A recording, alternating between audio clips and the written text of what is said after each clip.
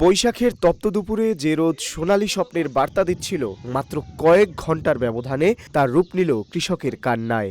ঝিনাইদহের কোটচাঁদপুর উপজেলায় হানা দিয়েছে এ বছরের সবচেয়ে ভারী আকস্মিক বৃষ্টিপাত। আর এই এক পশলা বৃষ্টিতেই তলিয়ে গেছে শত শত বিঘা জমির কেটে রাখা ইরি বোরো ধান এবং গবাদি পশুর প্রধান খাদ্য খড়। ৬ মে সকালের প্রখর রোদ দেখে বুক ভরা আশা নিয়ে মাঠে নেমেছিলেন কোটচাঁদপুরের শত শত কৃষক।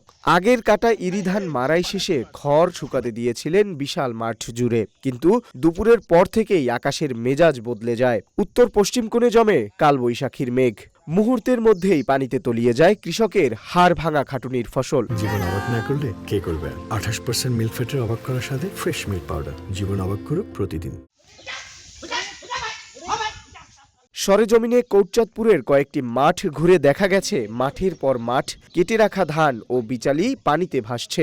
কৃষকেরা পানিতে নেমে ভেজা ধান ও খড় টেনে তোলার আপ্রাণ চেষ্টা করছেন। চোখের সামনে কষ্টের উপার্জনের এই বিনাশ দেখে এখন কেবলই হাহাকার করছেন স্থানীয় কৃষকেরা। বৃষ্টির কারণে আমাদের ধানের জমি সব তলিয়ে গিয়েছে, ধান কাটাও ছিল, সে ধান সব তলিয়ে গিয়েছে। এখন আমরা মনে করেন যে গরুর খাদ্য নিয়ে বড় বিপাকের ভিতরে আছি আর কি।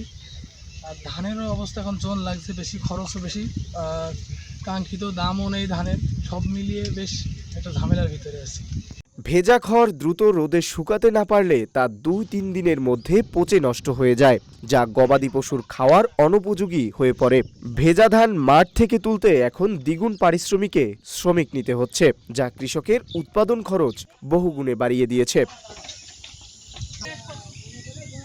মাঠে ভিজতে থাকা বিচালি দেখিয়ে চরম হতাশাগ্রস্ত কণ্ঠে এক কৃষক বলেন, হঠাৎ বৃষ্টির কারণে এলাকার মানুষের মাঠে যত ফসল ছিল, বিশেষ করে ধান, সব পানি নিচে তলিয়ে গিয়েছে।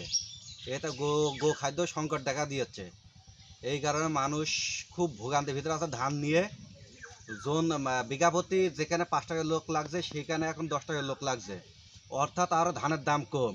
এতে কৃষক এক কথায় শেষ সর্বশান্ত হয়ে যাবে। মাঠের সোনালী ধান আর গবাদি পশুর মুখের আহার দুটোই এখন অনিশ্চয়তার মুখে।